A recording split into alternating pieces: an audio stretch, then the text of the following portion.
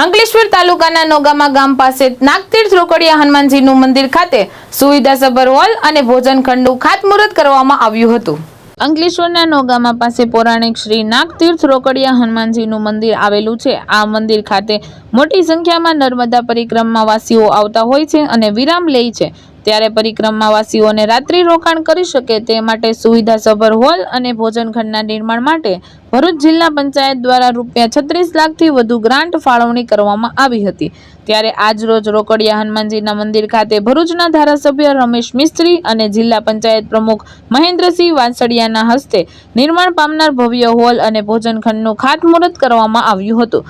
આ પ્રસંગે જિલ્લા ભાજપ પ્રમુખ પ્રકાશ મોદી, જિલ્લા પંચાયતના સિંચાઈ ચેરમેન કિરીટ માસ્ટર, તાલુકા પંચાયતના પ્રમુખ પુષ્પાબેન પટેલ, તાલુકા પંચાયતના સભ્ય તૃપ્તિબેન જાની, ગામના સરપંચ સહદેવ વસાવા સહિતના આગેવાનો અને ગ્રામજનો ઉપસ્થિત રહ્યા હતા। ધર્મેશ રાણા, દ્રષ્ટિકોણ ન્યૂઝ, અંકલેશ્વર।